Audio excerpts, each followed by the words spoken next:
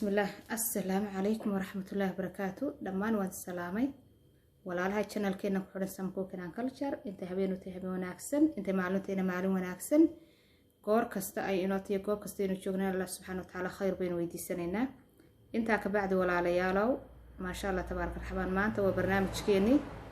dalxiis kaaban sidaynu ognahay jimcayaashu horeeyay waxaan soo deyn jiray dalxiis kaaban haddana harqaankii baa inoogu bilaabmay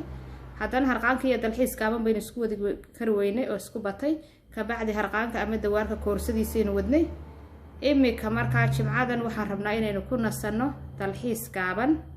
oo waliba ay cilmi iyo cibrana ku jirto ma aha intaynu soo wareegno inaynu meelo qurux badan soo aragno ama soo sawirano muhiimadeenu waxa weeyaan inaynu kala baxno cilmi si aynu nafteena iyo nafaha walaalaheenba ugaga faa'iideyno biidnillaahi tacaala walaalayaal maanta waxaan tagay xerada xawayaanka ee magaalada joogno Perth Western Australia galbeedka Australia xerada xawayaanka waxyaabo badan baan ku soo arkay xawayaanana aad bay u badnaayeen joogay waana ka gaarsiin kar waay run ahaantii inaan yacni xawayaan kasta soo duubo 2 saacadood baan ku jiray haddana mala 4 meelood marka laga dhigo meel baan maray 3 meelood kale way harsanaayeen laakiin se waxay u baahan tahay in marar kale oo kala dambeeya lagu noqdo kulba program laga soo sameeyo hadii la haydmo waxaan idin soo deyn doonaa xawayaano aad u qurux badan oo kala duwan oo aan ka soo duubay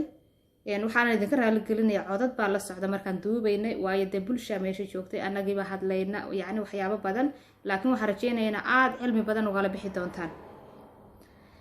marka hore anigu yacni markaan meesha tegay 4 yacni xaaladood baan kala soo baxay idina waa ila eegi doontaan 4 xaaladood haddaan idin sheego ee aan ka fahmay ama meesha yacni aan ka soo qaatay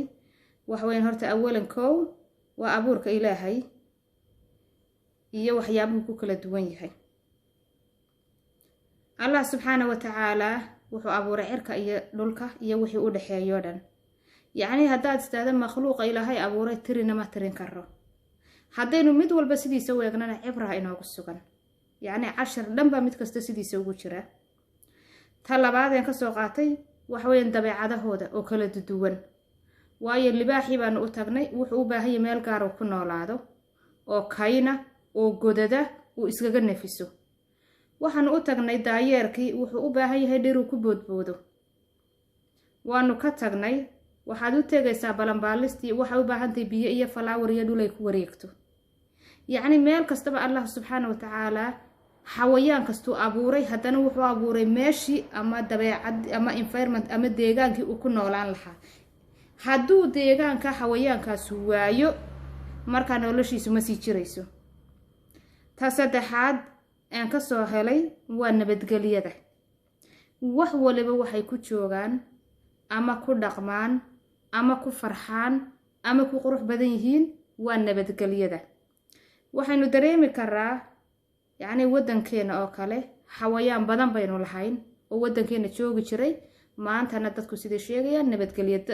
daraadeed bay siday dadku uga yaaceen xawayaankina uga yaacay laakiin insha Allah Ilaahay waxaanu ka bari doonaa maalin maalmaha kamid ah hadii la haydmo inay noqoto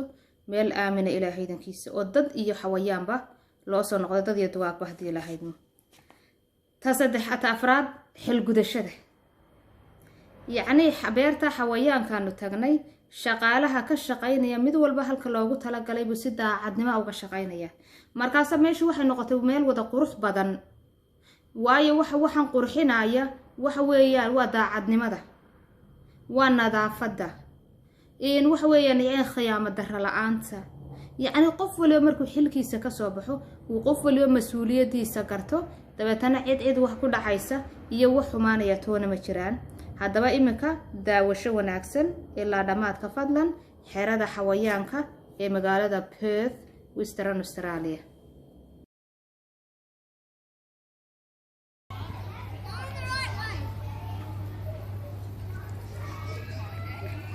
duwanaysa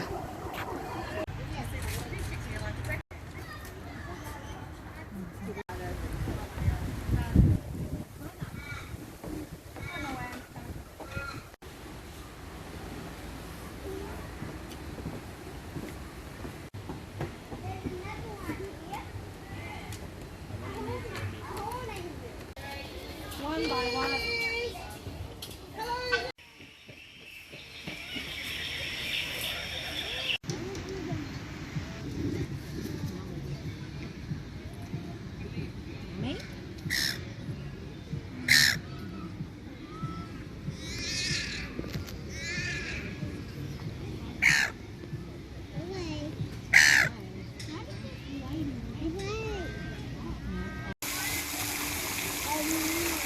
كورة سيدو قيلة يا أحمد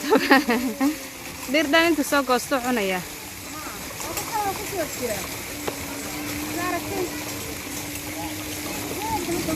ها ما يكون أنا يجي أنا كان أنت صارت على أنت عنايا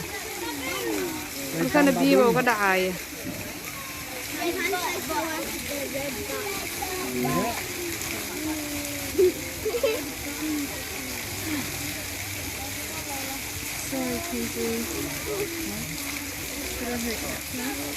عجيب والله ما شاء الله سيدو عيار يا قروح دي سفيرة عجيب ما لا أهتنك ما لا كاسوع عريان كبنه عريان ما هو سوي شغله كاساسك يسمعنا يسمع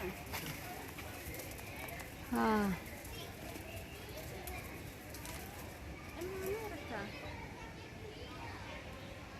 سبحان الله كورة سيدو تسكو سعنايا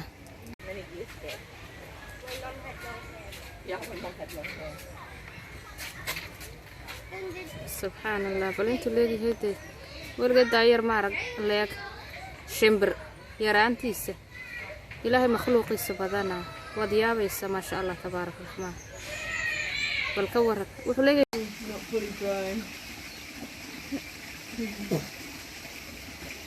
wow so beautiful yes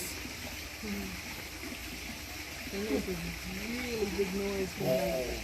and they just sort of knocking the carrot with it. Then it's always like they're killing it.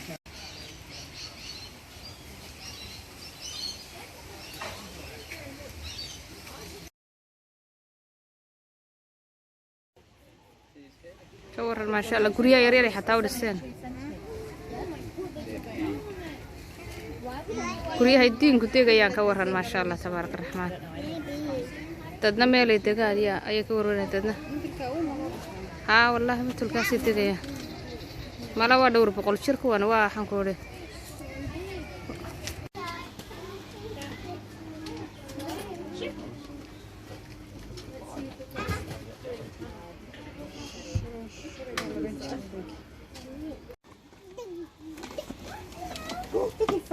He's gone now. We'll find it.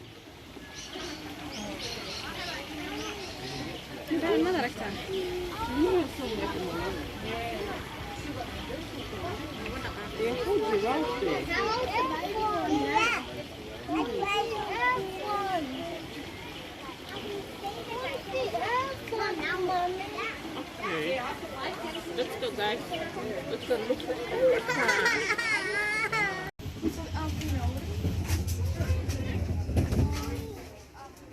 Era ko yung din ko iskarin.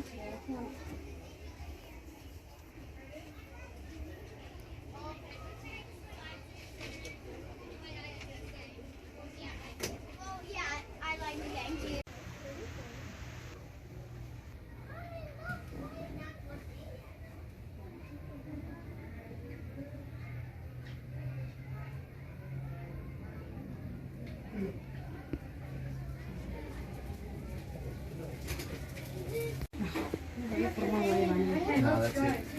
Marta, fane. Sokan. أنا أقول صدرت أنا دم.